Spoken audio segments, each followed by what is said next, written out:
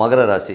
மகர ராசிக்கு பார்த்தீங்கன்னா, உங்களோட ராசியாதிபதி சனி. சனி பார்த்தோம்னா, இப்போ 3ல் இருக்கார். நல்ல ஒரு அது இப்போ குருவுடைய சாரத்தில் போகும்போது சின்ன சின்ன விஷயங்களும் டிலேடாக நடக்கிற மாதிரி ஃபீலை ஏற்படுத்தும். இருந்தாலும் அடுத்த கட்டத்துக்கான முயற்சியில் நீங்கள் கண்டிப்பாக இறங்கிடுவீங்க. இன்னும் ஒரு 1 வாரம் 10 நாளில் பார்த்தா சிறப்பான விஷயங்கள், நல்ல விஷயங்கள்லாம் நடக்கும்.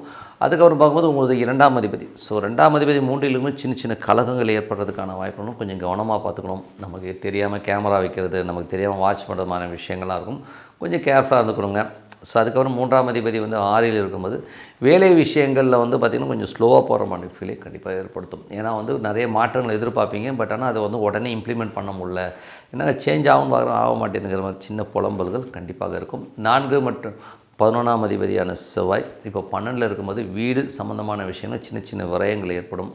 அது மட்டும் இல்லாமல் பார்த்திங்கன்னா பெரிய லாபத்துக்காக நிறைய மெனக்கிடுவீங்க. அதுவும் இப்போ கேதுடைய சாரத்தில் இருக்கும்போது கால்நடை சம்மந்தமான விஷயம், பெட் அனிமல்ஸ்னாலேயோ இல்லை வீடு சம்மந்தமான விஷயம் சின்னதாக ஒரு ஸ்ட்ரெஸ்ஸஸோ, தாயாரினால் ஒரு சின்ன ஸ்ட்ரெஸ்ஸஸ், கொஞ்சம் செலவினங்கள் ஏற்படுறதுக்கான வாய்ப்புகளும் ரொம்ப கவனமாக இருக்கணும்.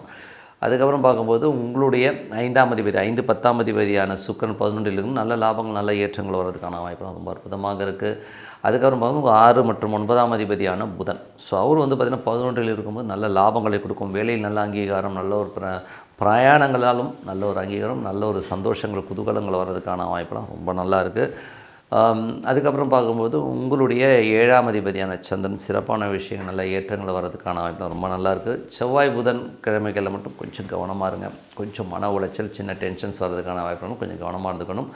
அதுக்கப்புறம் பார்க்கும்போது உங்களுடைய 8ஆம் அதிபதியான சூரியன் 11ல் இருந்து விபரீத ராஜயோகங்களை அள்ளி கொடுக்கறதுக்கான வாய்ப்புகள்லாம் இருக்குது. இன்னும் நடக்காதுங்கிற விஷயம் டக்குன்னு நடக்கிறது, எதுவும் முடியாதுன்ற விஷயம் அது ஸ்ட்ரக்டர் முடித்து எல்லாமே கிளியராகிறதுக்கான வாய்ப்புலாம் ரொம்ப அற்புதமாக இருக்குங்க. அது அற்புதமான விஷயங்கள் தான்.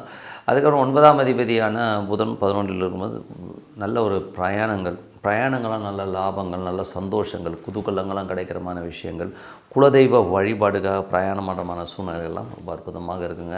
அது ரொம்ப நல்ல விஷயங்கள் தான். 10ஆம் அதிபதியான சுக்கிரன் 10ஆம் அதிபதியான சுக்கிரன் பார்த்திங்கன்னா உங்களுக்கு 11ல் இருக்கும்போது தொழில் ரீதியான விஷயங்கள், நல்ல லாபங்கள், நல்ல ஏற்றங்கள் வர்றதுக்கான வாய்ப்புகள்லாம் ரொம்ப நல்லா இருக்குங்க.